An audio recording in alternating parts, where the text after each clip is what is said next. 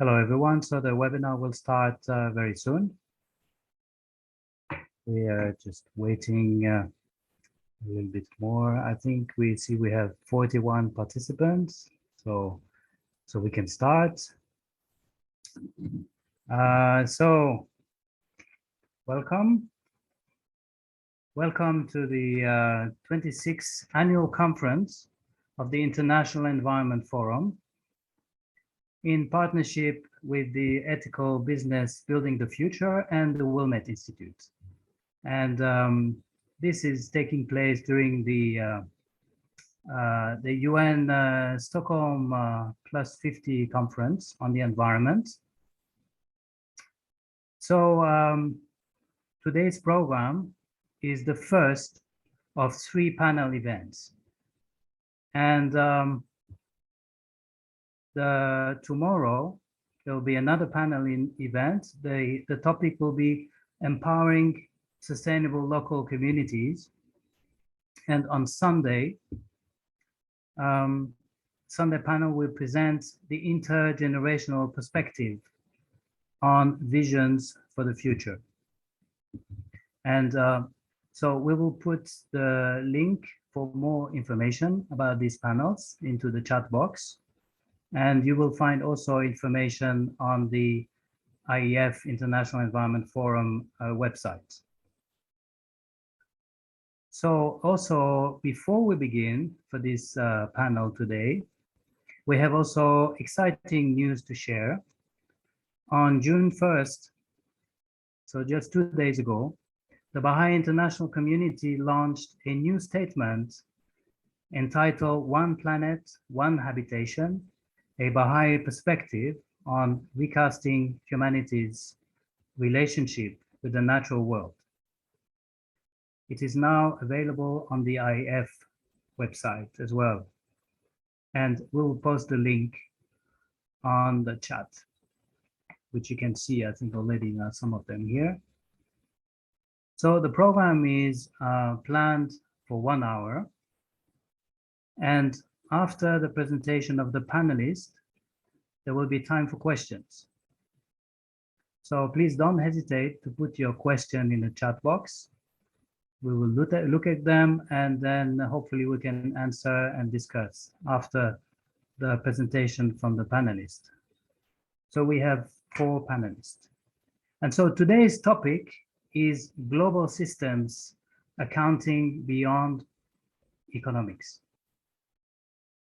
This panel will present a new approach to non-financial global systems, accounting to replace purely financial measures of wealth and development. Such accounting would measure progress towards environmental sustainability and human well-being.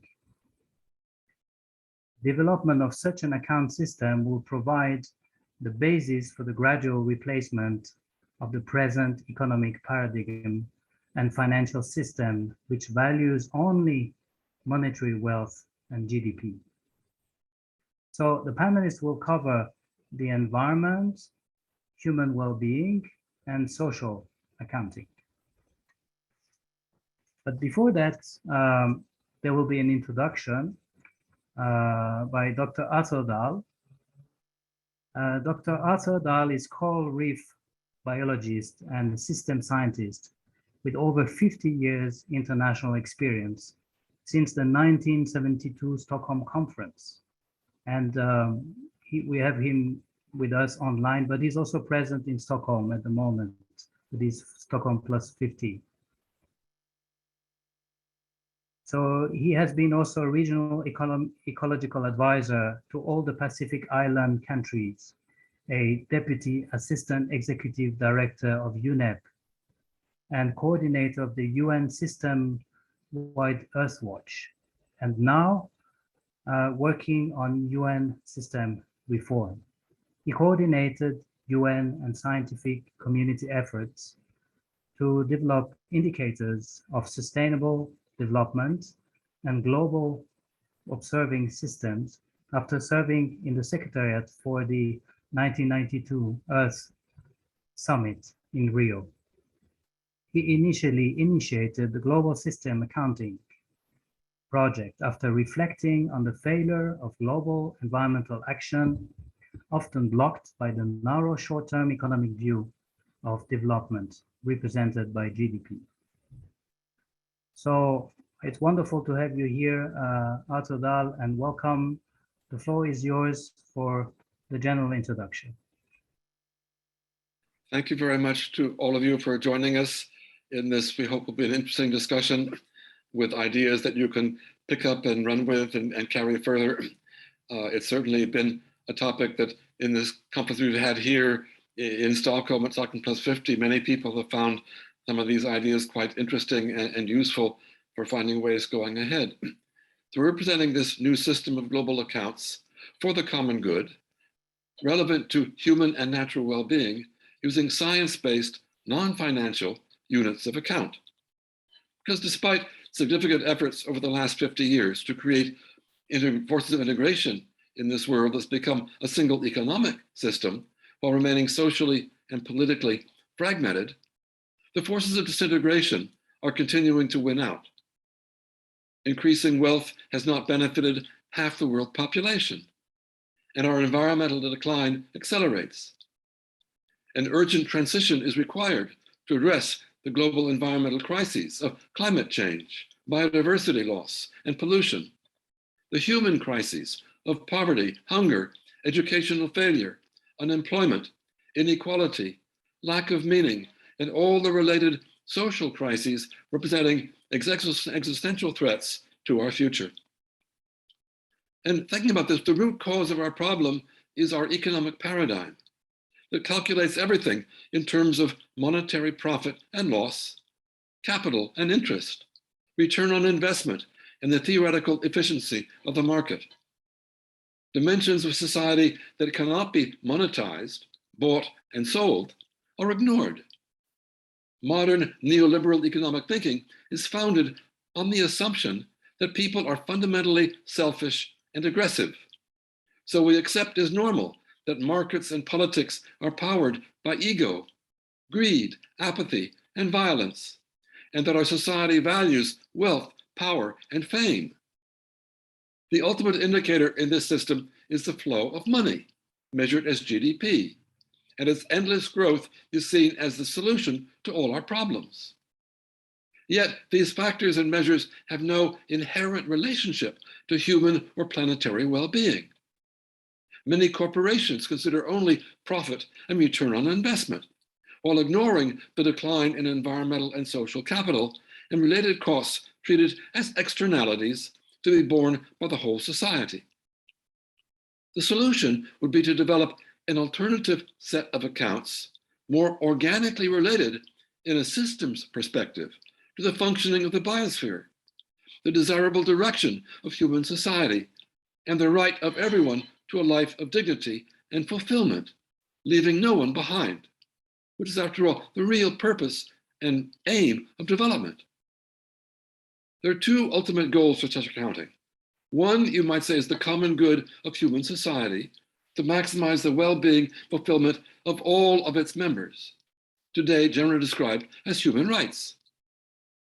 And then the second, to respect, maintain, and improve the common property that we all inherit on a planet endowed with an atmosphere and climate, land and oceans, a rich and productive biosphere with natural systems providing ecosystem services, all essential for life, but not valued in our present economy, except where they can be exploited for profit. We identify 9 initial indicator forms of capital and relevant currencies to respect both the planetary environmental boundaries of the global commons and the minimum human and social standards for the common well-being of all humanity. The first cluster is, might say, environmental accounting, which Rebecca Teklemaria-Mesbel will explain in more detail. But there, our planetary environment is the foundation for all life and natural resources. But we are now exceeding planetary boundaries and system stability and eroding the resource base upon which we depend.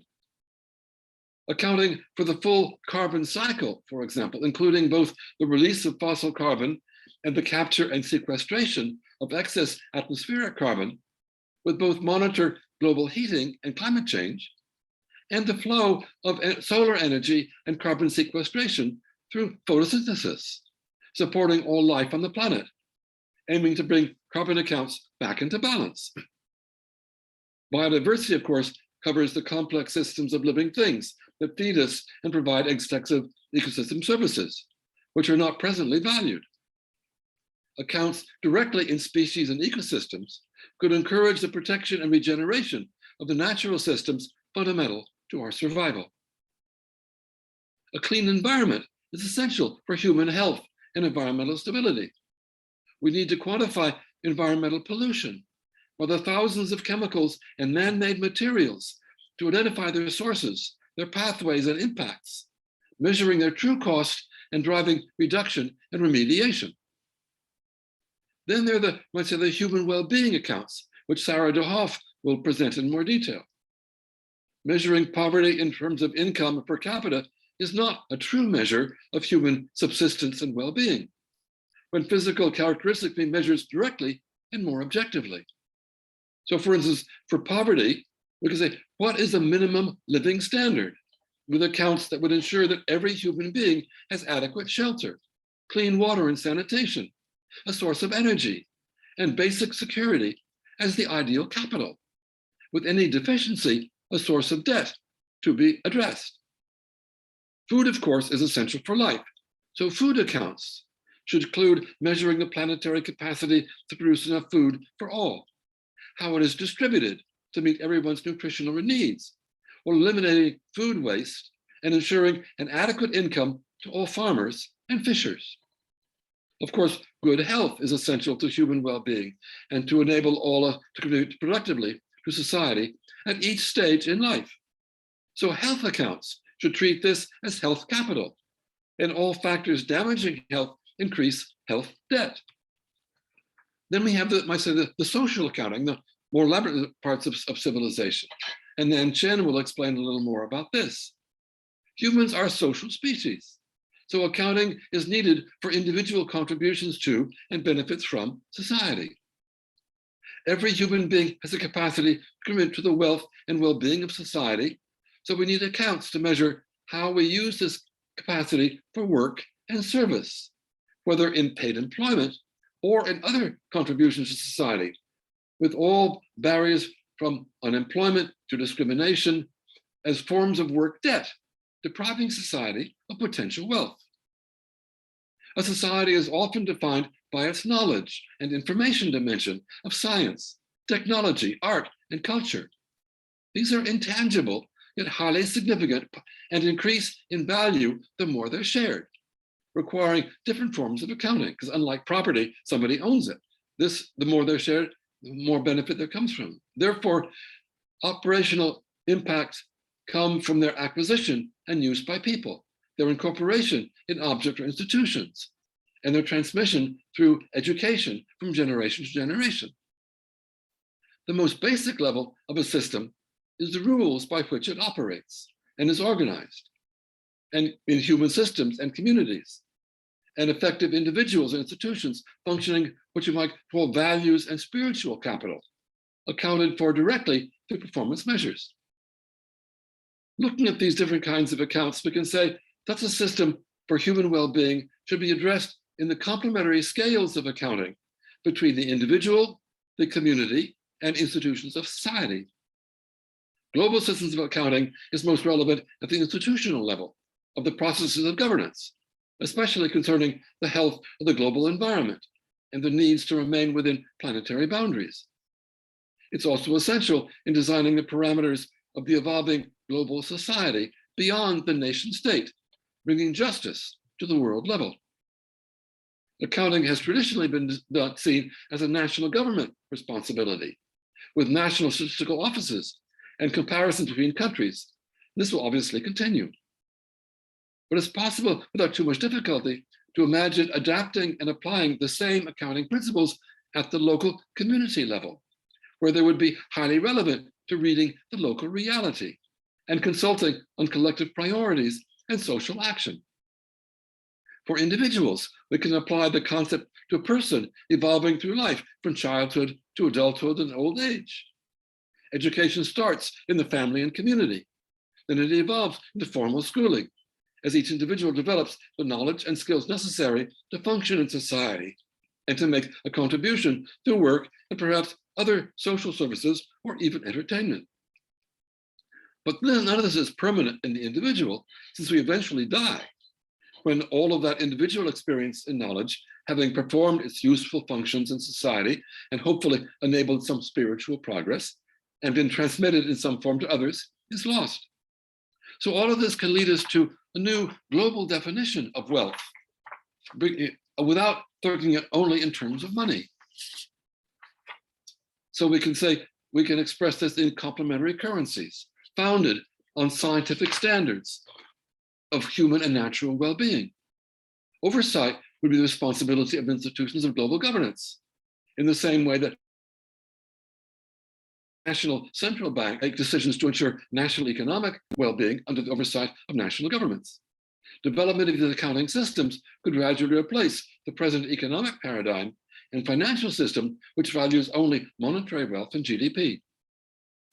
These accounts could become the basis to internalize environmental and social externalities, leading maybe to global taxes or fines on damaging activities, and supporting payments for social contributions and environmental regeneration in the common interest, in an integrated, dynamic global system aiming for human and natural well-being and sustainability.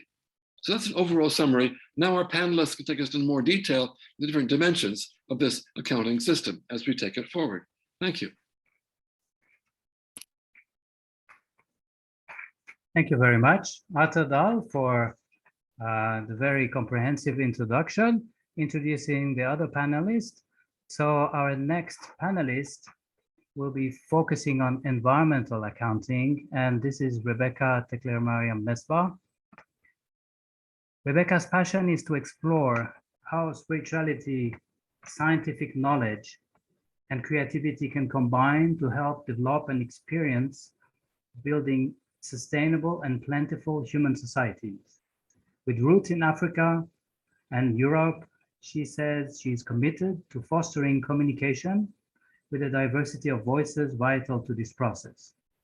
Dr. Tekler-Mariam Mesbah is a neuroscientist, educator, social scientist, an artist with extensive experience in scientific research and teaching arts and science to all ages, from toddlers to adults. She was born in Ethiopia, where she spent her childhood, later lived in Kenya, France, the Netherlands, and now Bosnia and Herzegovina, where with her husband, they raised 2 children who are now adults. So Rebecca, welcome. And so the floor is yours. Thank you, Laurent. I will be sharing my screen. Here we go.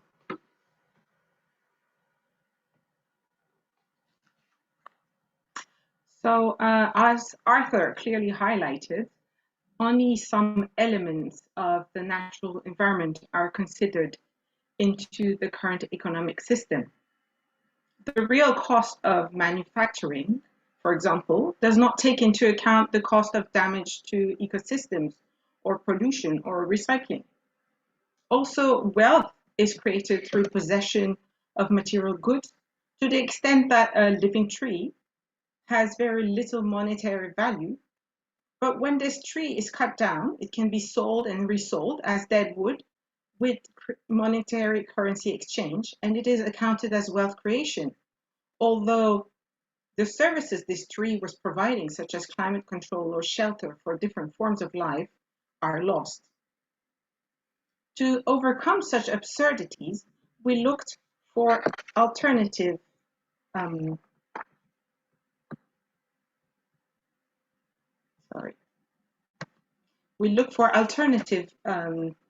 accounting and currencies that would be linked to the reality of the value of the natural world. We looked at carbon, biodiversity, and pollution as they represent most environmental issues and are strongly linked to each other. We also looked at the ideal state where environmental wealth would be generated, positive and negative trends, and possible strategies and solutions for wealth creation at the individual, societal, and global levels. Always keeping in mind that natural systems are strongly interconnected, and disturbances in one field can create imbalance and possible irreversible damage. Focusing on carbon, if we look at the carbon cycle, carbon in the ground is carbon capital. Carbon in the atmosphere is carbon debt. Natural carbon capture through photosynthesis, or in the oceans or in the soils by microorganisms, is wealth generating. Taking carbon as currency accounting can advance the effectiveness of balanced solutions and adaptation and mitigation, where, for example, developing nations can gain benefit from natural carbon sinks. The ideal state is when carbon is well regulated and stabilized. Positive drivers such as the use of renewable energy sources, protection of natural ecosystems, and organic farming practices protect the carbon capital. At the institutional level, a more united global governance and necessity political will is needed, where world climate and ecosystem agencies ensure that carbon follows its natural cycle, that carbon debt is reduced, that biodiversity is maintained in a clean environment. Extensive information exists on carbon emissions, which are creating carbon debt. However, information on creating carbon capital through carbon sequestration, especially by natural ecosystems, is far from complete, and we need this information to have a proper accounting picture. Connected with the carbon currency is the capacity of ecosystems to be sustained and resilient. This has been shown to be essentially reliant on the diversity of living species present in these. Protecting and maintaining the biodiversity of ecosystems ensures their sustainability and thus potential capital growth. This also impacts the production of quality food and health. As you can see here, the indirect and direct drivers of biodiversity decline are very much linked to fossil fuel emissions. There are increasing local, regional, and global efforts that go in a better direction with for example, the UN Convention on Biodiversity, with a goal to increase protected areas to 30% of land and sea by 2030.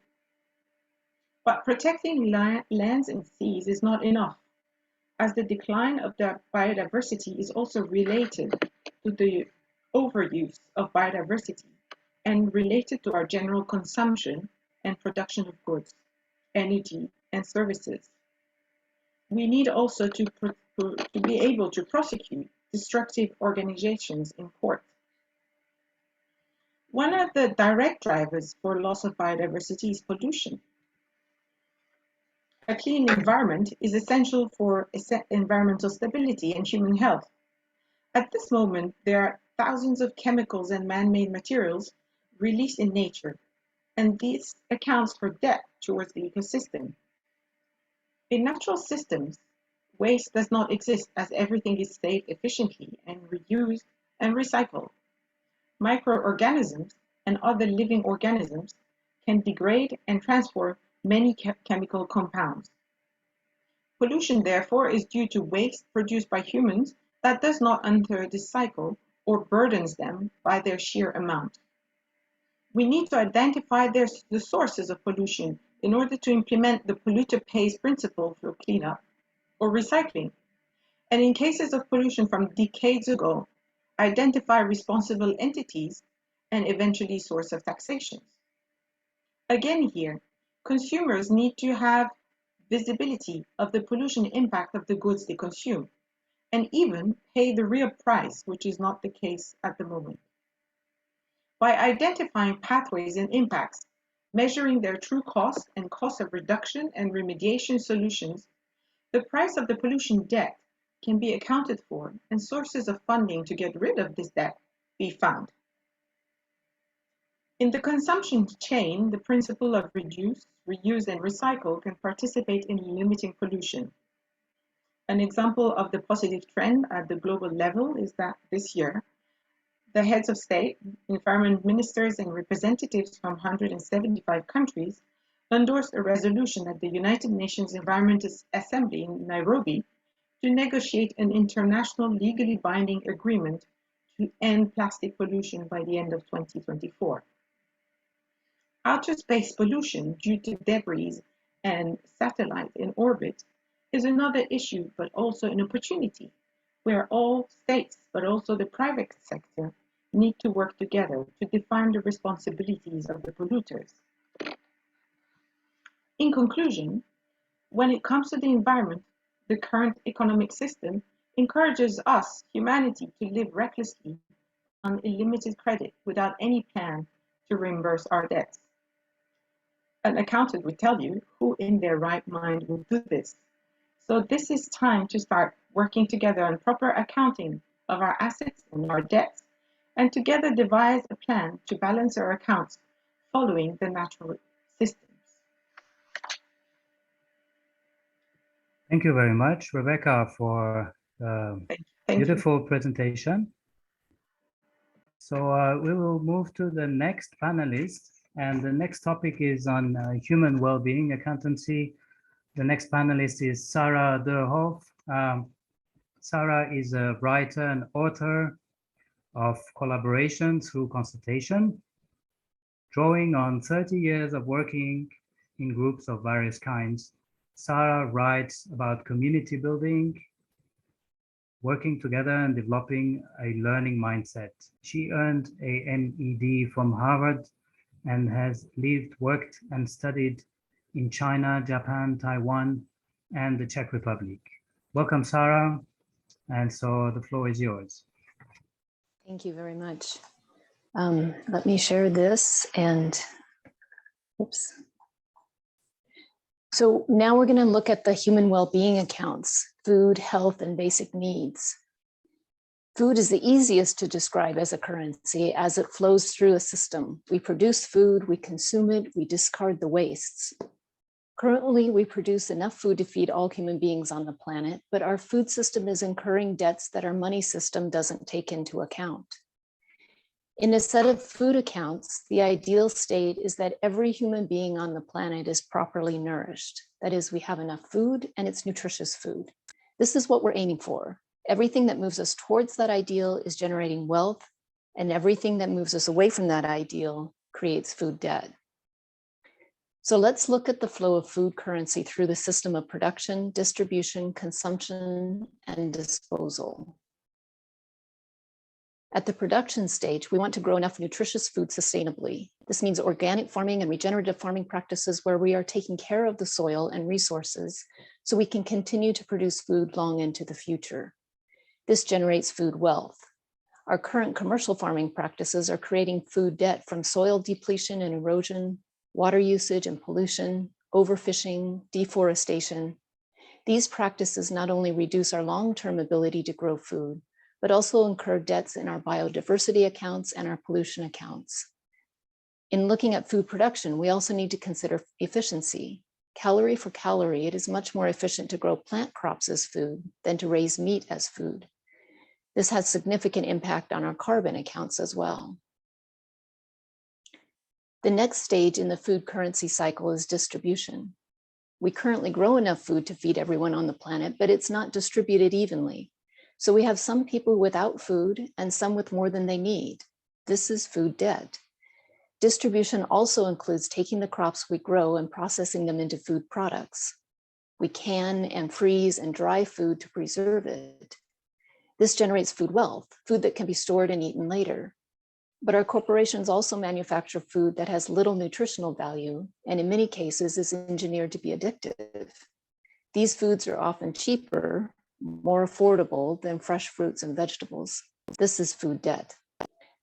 Then there's the grocery stores. Here in the United States, most of these stores are owned by just a few corporations.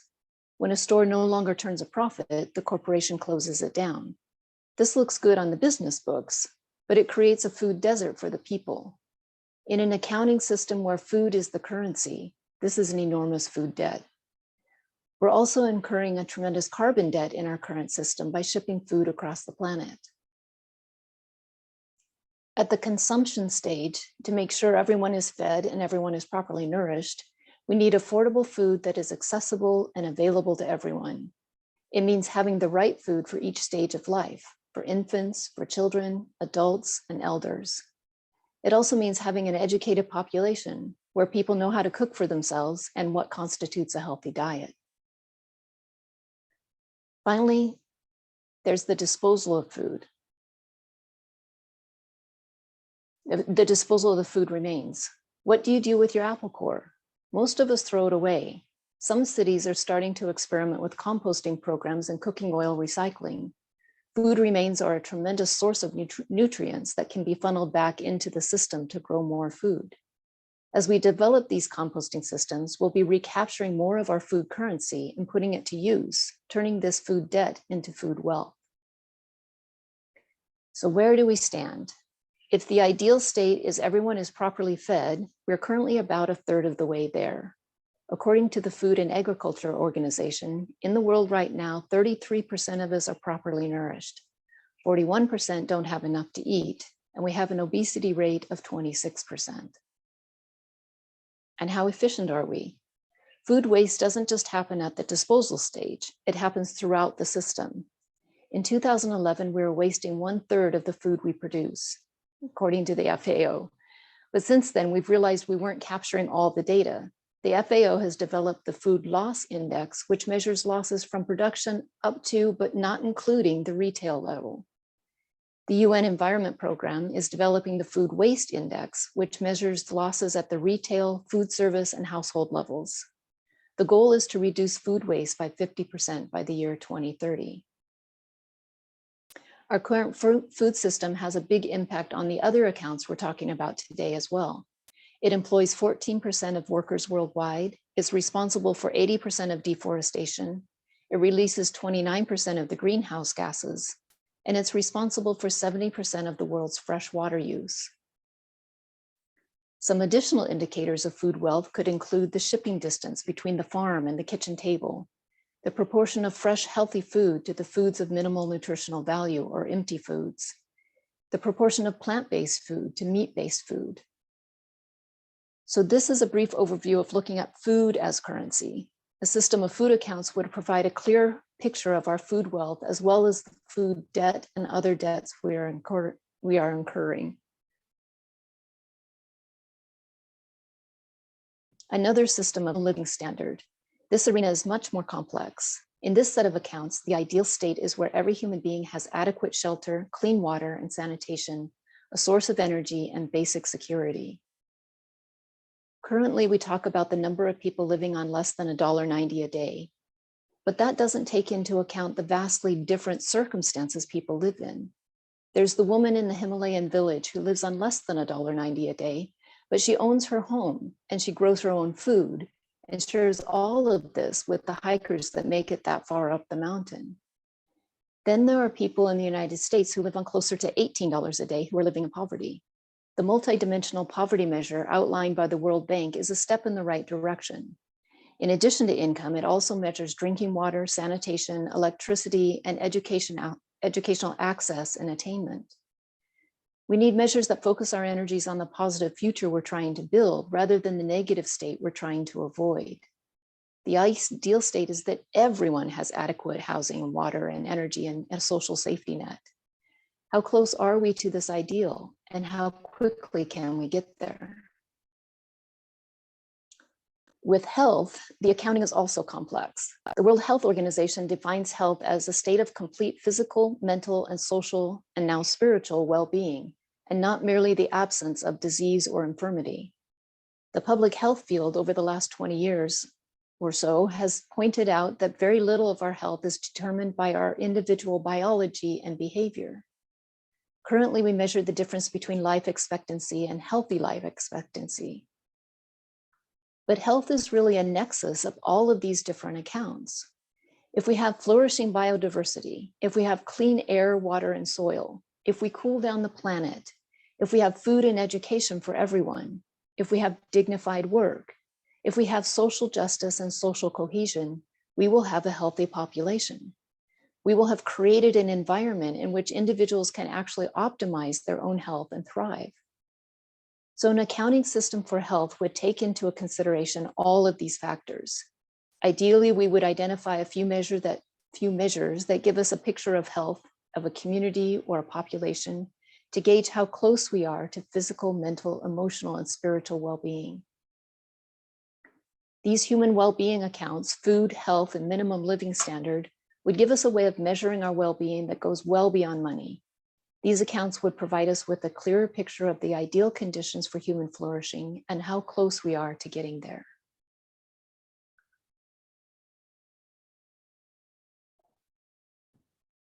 Thank you very much, Sarah, for a nice presentation. Our last panelist for today, Nanchen, will focus on social accounting. Nanchen is a world citizen and impact innovator born and raised in Shanghai, China, and living in Germany since 2016. She has years of cross-continental working experience for sustainable value creation in technology business, strategy consulting, and implementation for global mobility, energy management, and information technology firms. She is now using agile principles to solve problems in her professional field, leading interdisciplinary digital industry projects as well as product creation.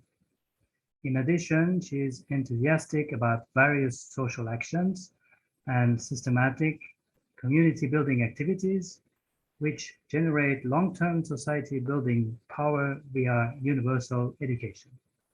Welcome, Nan, and so the floor is yours. Thank you very much.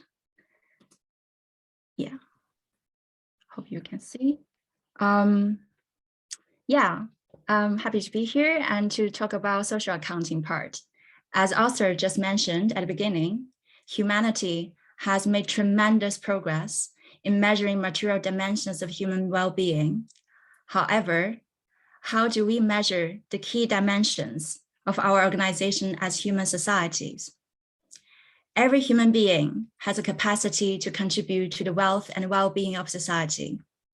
So we need accounts to measure, and how we use this capacity for work and service.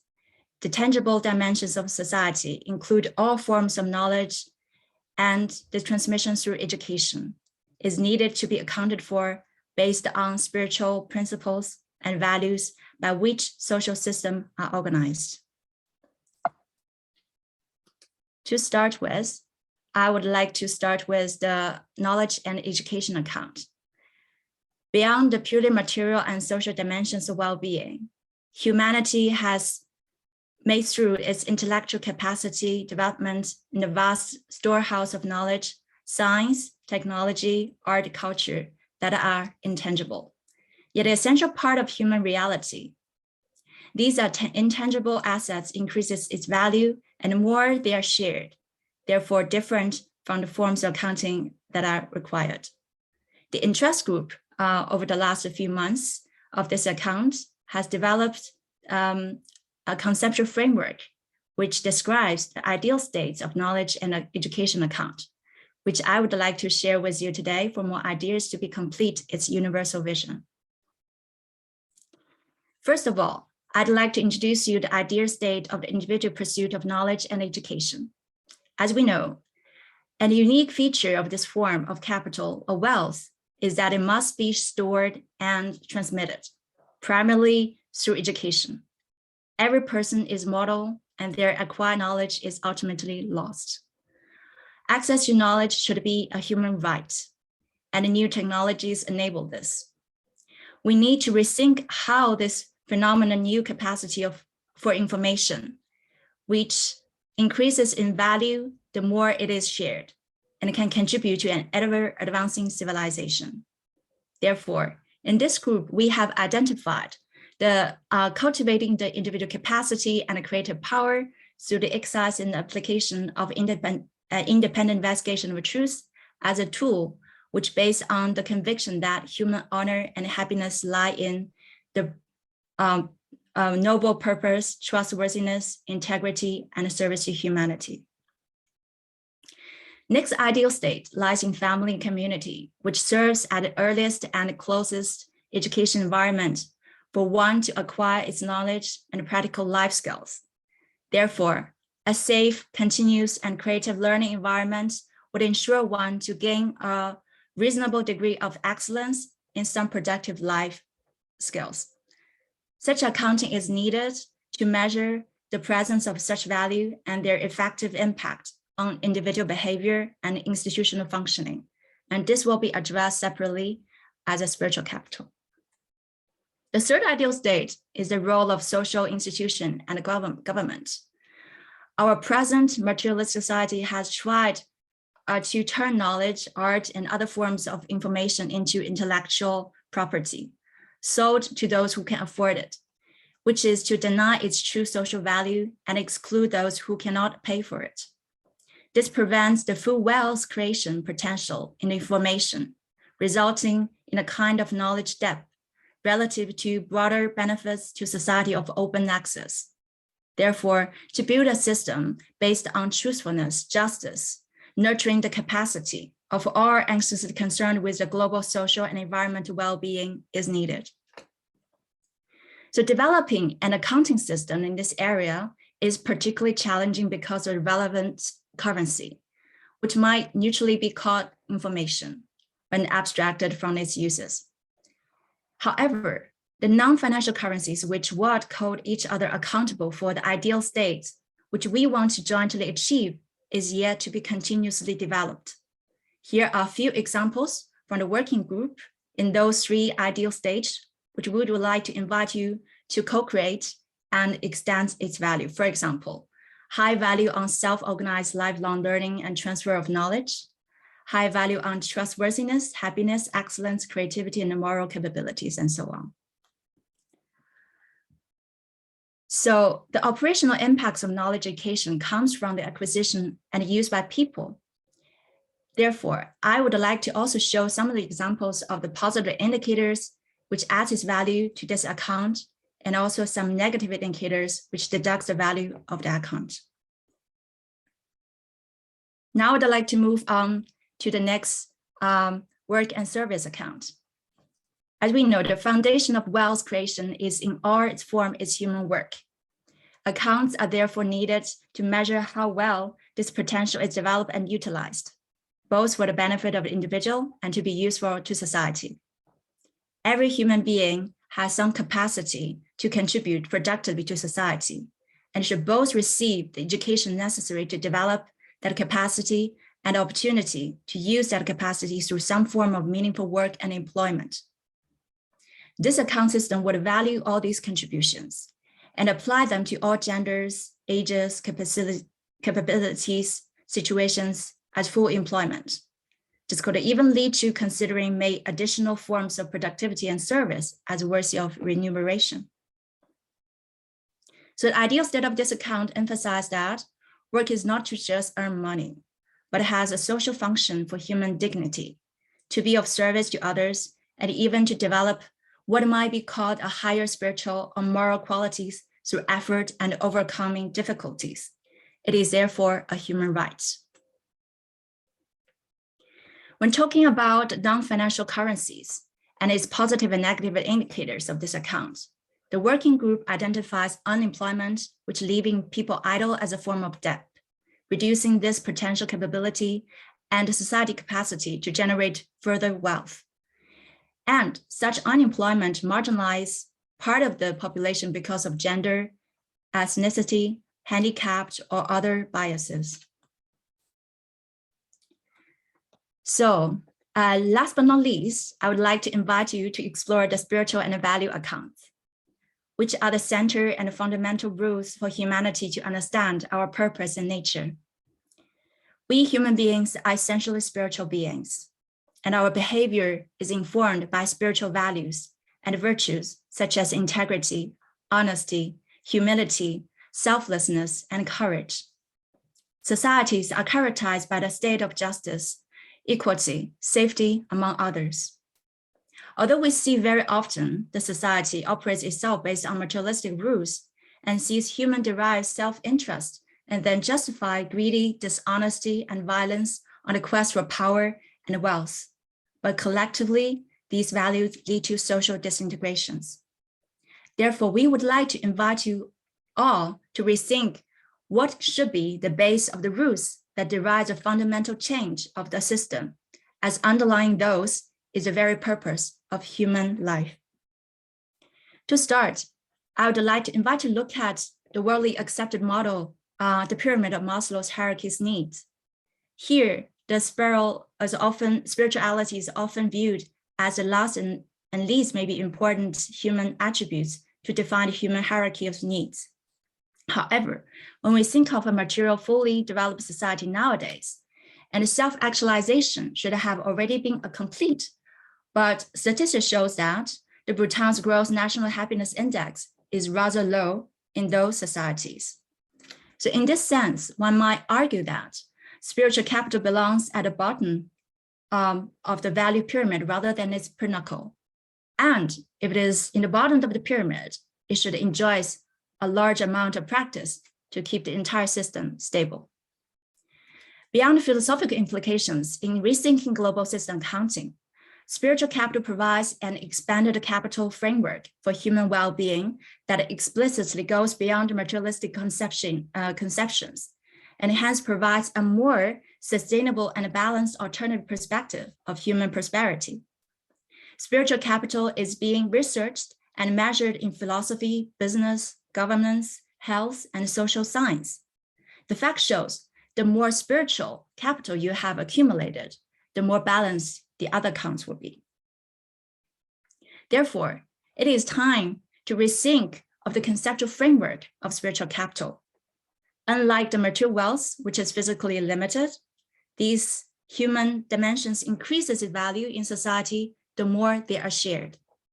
It does not deplete, but rather accumulates itself through multilateral interactions and engagements, but rather endows with a transferable character among tangible and intangible activities and human interactions.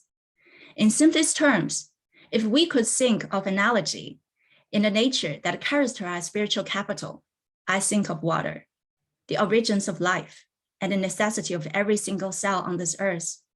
It makes up about 71% of the Earth's surface, and yet we might easily ignore or unsee its significance in our life. Spiritual capital is the ocean, which surrounds and binds all the continents on Earth. We know the Pentagon theory itself existed for around 160 million years and broke apart roughly 175 million years ago. However, no matter how the land surface might shape itself in the future, the underlying geological structure would have always been the same and always interconnected. Only through water and the earth is bestowed with life, enable it to be differs from the numerous dry planets in the universe. So how do we consciously measure the spiritual counts? How do we put positive and negative indicators into the account to keep its balance? I would like to invite you for some discussions here, if we got the time. First of all, what are the benefits that you would derive from consciously accumulate spiritual capital? Second, how does it look like in the community and in the collective level? Last but not least, I think that's quickly goes through. Yeah, thank you very much. Thank you very much, Nan, for your beautiful presentation. And I think the last questions and your last part was a beautiful way to conclude all the panels, because you, as you showed it, as you explained, the spiritual capital and the spiritual dimension is very much connected to all the different topics we presented, because it's a foundation. It actually defines also our relationship, human beings, with the rest of the world of creation. What kind of relationship do we have? And these must be based on certain principles and values. So it's very good you highlighted that. And I think that we can further discuss this point. We have also a few questions. Before we go into these questions, I just wanted to remind us that this process is an ongoing process. And also, as Nan indicated, we are in a collective exploration process, which started a few months ago. And as it was indicated, a few working groups working on it. It's an open process. So everybody is invited to join in this reflection on how to improve global accounting system. And so this is an opportunity today to discuss, but of course it's ongoing. So we can continue this after this panel discussion today. So we have a few questions, and I can see, so first one was related to the quantitative and qualitative indicators and analysis from Mark Griffin, who said GDP has relied on robust internal integrity as a quantitative analytic. The normative value-based assessments of wealth follow more qualitative analytics, but robust internal integrity relies on trustworthiness to measure its integrity. Is there a room for a mixed mode of quantitative and qualitative analytics to measure wealth and well-being? And then Mark also said later, none answered partially, the question was partially answered in the presentation, but is there one of you maybe would like to comment and add on this question? Maybe Arthur Dahl? I think this touches at the root of accounting, because yes, financial accounting seems to be very qualitative and well organized, but it's looking at money where you might say the qualitative part is how much money do you value something by? Now, the accounting itself, dollars and cents or euros or whatever it is, that can be quite rigorous and mathematical. But if the value is purely arbitrary, based on how much people are willing to pay for it, not necessarily what good it provides, it's totally qualitative and very biased. Whereas if you go to our kind of accounting, where many of the things you talked about can in fact be measured, you can measure food in directly in the weight of the food or in the calories it provides or the vitamins or whatever, quite quantitative scientific measures of food. So we actually are much more quantitative in many areas. Clearly, when you come to things like knowledge and spiritual values, those have to be more qualitative simply because they're inevitably more abstract. But there's still more scientific ways of measuring them in many ways than the purely arbitrary way in which the financial system puts values on things. So I think from that point of view, we're probably on a much more solid foundation than the existing financial system. Thank you, Arthur. Yes, this is really a very interesting question. And another question came on, could you explain how the proposed accounting of food wealth versus debt can move us forward from the current frameworks of food security versus insecurity, or is simply accounting for the numbers of malnourished? In these traditional approaches, the international community also has tried to assess progress towards zero hunger. Sarah, would you like to say something on this? Sure.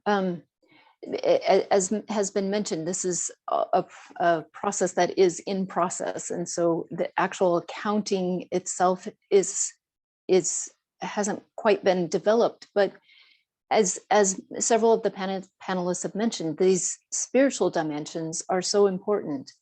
And so just simply counting the numbers of malnourished doesn't give us a full enough picture. The Coast Salish people of the Northwest coast in North America, in their traditions, food was not for sale. It was that everybody contributed to harvesting and growing food, and everybody benefited from it. And so as we kind of rethink how we go about things and how we look at these things. We're looking at, for instance, in a neighborhood, is everybody in our neighborhood fed? And are there ways that we can steward that wealth? We have, shade trees on our street. Maybe some of those trees could be fruit trees. It's a matter of rethinking. How do we think in terms of wealth rather than just simply how many people are malnourished and how do we reduce that number? These are people and these are systems, and we are all part of this and we're all contributing to it. Thank you, Sarah. I might just add, yes, with respect to that, the present food system is largely driven by money, by profit, and therefore, it makes money to produce, food with no real value, but addictive qualities of salt and sugar and so on to make more profit. And so, when so much of the food system is driven by a profit motive and not a justice, or health motive or a spiritual motive feeding everybody, it's biased towards those things that make more money, industrial agriculture, rather than those things that might ensure wider and healthier food for everyone. So it's really changing the basis by which you measure that. If we can get away from the false profit motive, so to speak, then you have the basis to say, well, if our goal if the system is to feed everybody, then how do we organize the whole system to meet that goal rather than the goal of profit, which is much of the present food system does at the present time. So again, this is part of changing the whole framework of values that then means that what we're aiming for, the kinds of capital, becomes everybody's effort to say, how do we do this in order to make certain that nobody is left without adequate food? And that becomes the measure of success. So we have also two question and comment related to the spiritual capital, and one comment is exciting idea of spiritual capital as foundation. Is there a way to monetize the value of social trust of individuals in their institutions, for example? This could help convince policymakers to prioritize and invest in capacity building in aspects of spirituality, such as social trust. Do you think this could be one of the desired directions of this new approach to accounting? Maybe none? Yeah, so I would like to try to answer this question, which is very interesting from my point of view. In my personal practice, in my business fields or a field of working, the leaders have been constantly asking how we measure, those practice of towards accumulated social capitals. However, it's very hard to really monetize that on numbers level, but rather when you see from long-term practice of, for example, the employee satisfaction rate and performance, creative ideas, and for example, job hopping rate, and all those index are indicators of the level of spiritual capitals being accumulated in this organization, and vice versa. So I would say it takes a systematic analysis for each organization to evaluate themselves, and also on the long term, instead of just look at the digits, how much money we have made over the last few years after we have practiced our spiritual, accumulate more spiritual capital in our organization. So I think leaders and organizations, they should be very open-minded on that, and also take the courage to give it a try and see for long-term effects. And also another one was, what are the top KPI, key performance indicators, you would be using to measure spiritual capital? Which I also just briefly mentioned, depending on each organization, so which is the burning point of that organization. For example, if it is employed hopping rate, or what is probably the financial problems of this organization, and then you see it from your own perspective and see what is the underlying spiritual principles being violated here in this organization, which leads to that problem. And that will give you also the KPIs on your own organization. So I think it's case by case in this case. Yes. Okay, another point here on is about the spiritual, some comments about spiritual capital, that scarcity is about power. And this is why spiritual capital is so important. It reorients scarcity away from power towards right.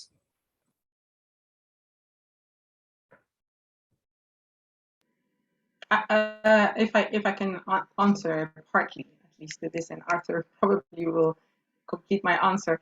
But if we think in terms of the natural world is not infinite, and the concept, this whole concept of growth and scarcity, that is within the economic systems, is not the reality of the natural world. So in the natural world, there is neither scarcity nor infinite growth. It's an equilibrium that is, created. And at this point, this is why spiritual capital comes into play when we are looking at, the environment, is because in ecosystems, the basis of relationships are cooperation and reciprocity. And these are values that need to be put in place into the whole world, and into, again, when we were discussing about food as capital, it's again about cooperation and reciprocity. So it is what we're talking about when we're talking about changing accounting systems, is also changing the fundamental values of the accounting that we're having at the moment. Maybe Arthur can complete that. Well, I think if we look again at the natural example, the richest, most productive ecosystems are those that have, because they have values of cooperation and reciprocity, have been able to acquire larger and larger biomass and productivity and so on.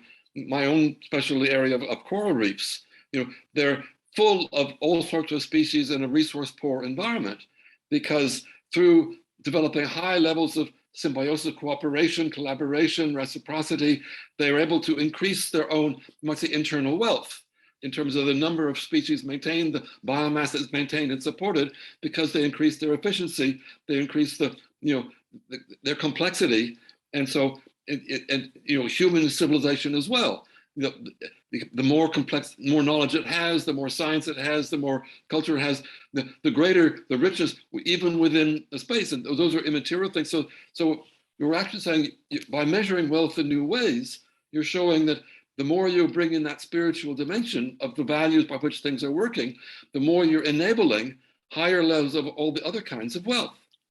In the same way, copying what has happened in natural systems.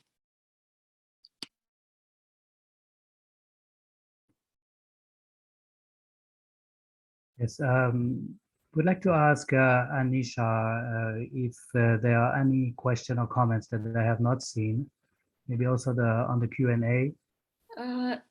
Yeah, there's one here from Alexander Ayub. It says, spiritual capital, are there ways to measure it at a country level or city level?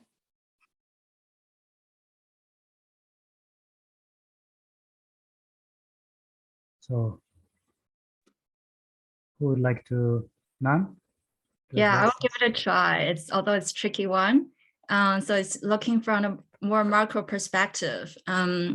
So always we think maybe city is like a body and country is like it's a spirit. So we always find that maybe the happiness index is higher in the countryside than in the city because of maybe the lack of or the too much interactions on the materialistic perspective. So I would say we can maybe try to explore that and to see, let's say, the more developed countries and put it into different categories. More developed countries, it's countryside and it's city, and also developing countries and less developed countries. How those the level of maybe happiness index as one example to see and to give a perspective and on a global level. So I think that's something we can collectively explore, and more than welcome to join us in the future of discussions. Thank you, Nan. Yes, Arthur? I think perhaps adding, you could easily take a thing like social cohesion, and that you could measure in a country, you could measure it in a community, in a city, or whatever. Is there less inequality? Is no one being left behind? There are a whole series of ways in which having those spiritual values would create a series of quite obvious indicators. If you have extremes of wealth and poverty in a country, then you might say the spiritual capital is very low, that has allowed that to develop and persist. Whereas a country that makes certain that everybody has adequate social security and the fundamentals and so on and so forth, that would already be a very practical indicator that these essential higher values are being expressed in practical ways in the way the community functions. The comment came, a country such as Bhutan has a happiness index. Yeah, gross national happiness, and it includes spiritual measures, and it's been a long time model. The fact you can do it differently. Similarly, in Vanuatu recently, they throughout the whole economic statistics express point of view, they went out to all the villages to say, what do the villagers really want? How do they define their development, their values? What do they think is important in terms of their cultural values, their sense of community, their sense of solidarity? And they published a whole new official statistical public called Well-Being in Vanuatu, measuring well-being in terms of the values of the people and their indigenous values, their spiritual values, and so on. So this is already happening in some parts of the world, acknowledging what's so wrong with the present economic measures.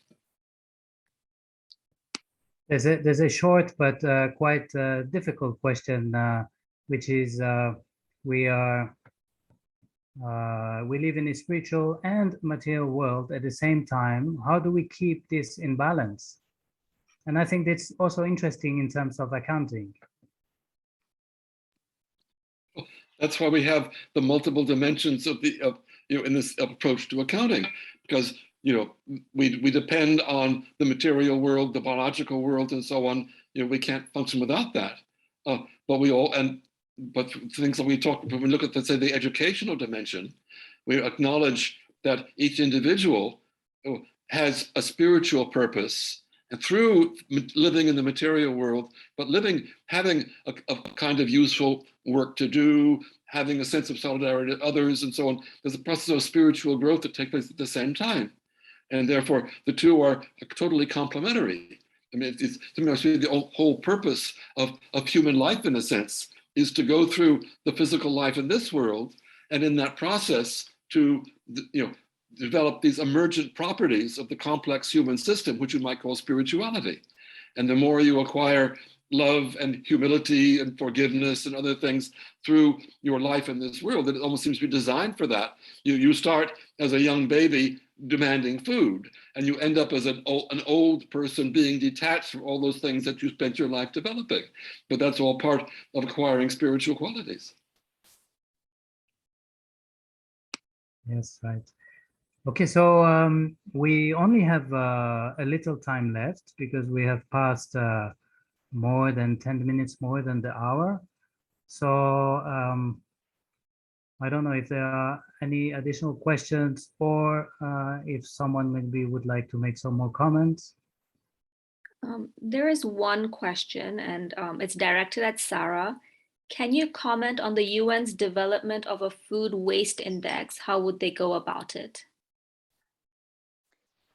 So that food waste index is already underway and is being developed, and it is focused on the food that is consumed. So at the retail level, restaurants, grocery stores, household level, and so they're working with countries to find ways to gather this data, and so it's underdeveloped, and it's the website, the UN Environment Program website has more information about the details of it.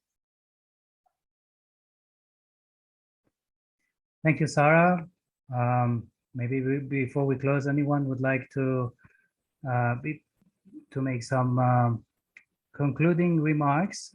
Yes, I'll leave it to Atadal, but before that, just to say that so it's a reminder that there's another panel tomorrow, and will be one on Sunday, and you can check that on the chat and on the website. So maybe it would be good, maybe Arthur, if you would like to make some final comments. First, there's one comment about corruption as the negative side of things, and clearly we've tried in this accounting system to focus on the positive, on the way to drive ourselves, which is actually it's the reverse. Corruption is the reverse. That's what you get when you have no values, no spirituality. Everything is driven by greed and violence and so on and so forth. And so yes, that is a negative. And the more we can develop the positive measures and everybody focuses on trying to achieve more of the positive, that we will leave that behind. In the same way that darkness is not some positive value, it's the absence of light. So the more that we can bring the light of spiritual accounting and more positive well-being accounting, the more we can replace that darkness with something positive going ahead. So we hope all of you who've been listening, you have been stimulated to think about things in some new creative way. Take it forward in your areas. If you want to help us take it forward, and what other partners we should invite to become involved in this, please let us know, because this is very much a beginning of a work in progress, and we hope it will help us to transform world society in a positive direction. So thank you for joining us.